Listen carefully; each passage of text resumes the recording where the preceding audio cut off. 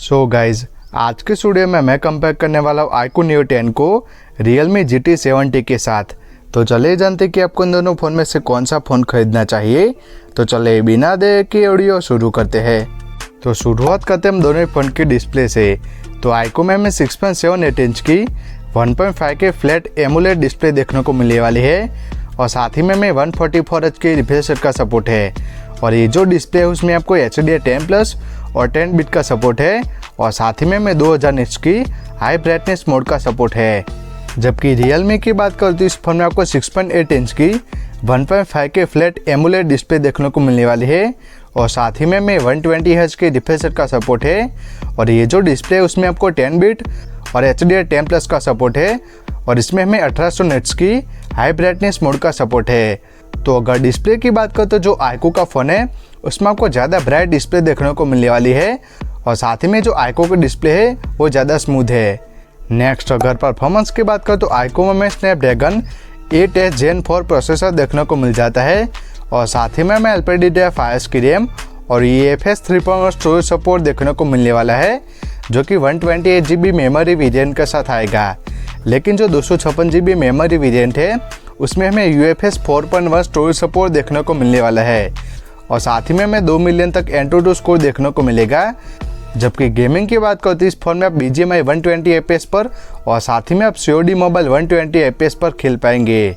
जबकि Realme की बात करो तो इस फोन में आपको Dimensity 8400 मैक्स प्रोसेसर देखने को मिलता है और साथ ही में हमें LPDDR5 की रैम और UFS 4 स्टोरेज सपोर्ट देखने को मिल जाता है और साथ ही में हमें 1.7 मिलियन तक AnTuTu स्कोर देखने को मिलेगा।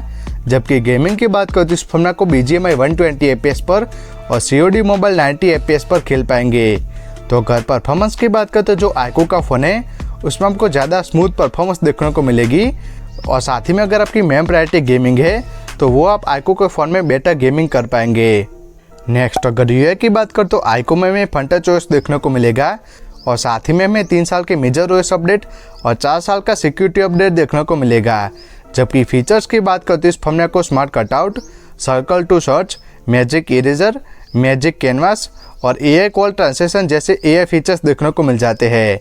जबकि Realme की बात करते इस फोन में आपको Realme UI देखने को मिलेगी और साथ ही में हमें 4 साल का मेजर OS अपडेट और 6 साल के सिक्योरिटी अपडेट देखने को मिलने वाले हैं। अगर फीचर्स की बात करते इस फोन में आपको AI planner, AI studio, AI eraser, AI glare remover, AI writer और AI रिकॉर्डिंग समरी जैसे AI फीचर्स देखने को मिलने वाले हैं। तो अगर UI की बात करें तो जो Realme का फ़ोन है उसमें आपको 1 साल का एक्स्ट्रा OS अपडेट और साथ ही में आपको ज़्यादा फीचर्स देखने को मिलने वाले हैं।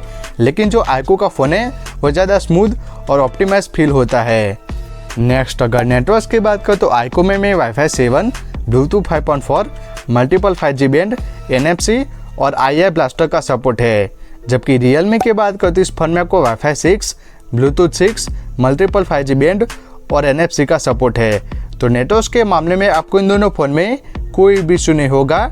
लेकिन जो iQOO का फ़ोन है उसमें आपको एक्स्ट्रा II ब्लास्टर का सपोर्ट है, जिसका यूज़ करके आप किसी भी इलेक्ट्रॉनिक आइटम को इस फ़ोन से रिमोट की तरह यूज़ कर पाएंगे। नेक्स्ट अगर बैटरी की बात करें तो दोनों फ़ोन में हमें 7000 mAh की बैटरी और 120 वाट के फास्ट चार्जिंग का सपोर्ट है, जो कि अराउंड 40 मिनट में फुल चार्ज हो जाता है। तो बैटरी के मामले में ये जो दोनों फ़ोन है उसमें आपको ऑलमोस्ट सेम बैटरी लाइफ देखने को मिलेगी और साथ ही में ये जो दोनों फ़ोन है वो साथ में फुल चार्ज हो जाते हैं। तो बैटरी के मामले में आपको इन दोनों फ़ोन में कोई भी इशू नहीं होगा।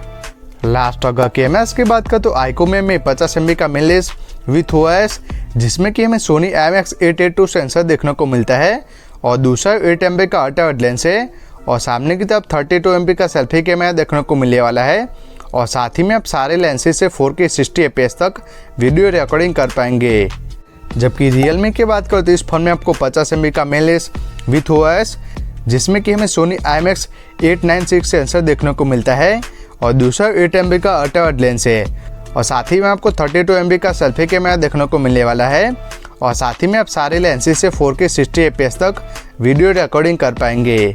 तो अगर कैमरास की बात करते हो जो iQOO का फ़ोन है वो डे लाइट हो या लो लाइट हो, सारे सिनेरियोज में जो iQOO का फ़ोन है उसमें आपको better screen tone, better HDR और साथ ही में आपको बेटर डिटेल्स देखने को मिलती है। तो अगर आपकी मेन प्रायोरिटी कैमरास है तो आप आईक्यू के फ़ोन में बेटर फ़ोटोज़ निकाल पाएंगे। और साथ ही में वीडियोज़ के मामले में जो आईक्यू का फ़ोन है वो ज़्यादा बेटर वीडियोज़ रिकॉर्डिंग कर पाता है। लास्ट अगर प्राइसिंग की बात करो तो आईक्यू न्यू 10 की जो प्राइस है 8GB रैम और 128GB मेमोरी के साथ 32,000 से शुरू होती है, लेकिन ऑफर्स के साथ आपको 30,000 में देखने को मिल जाएगा।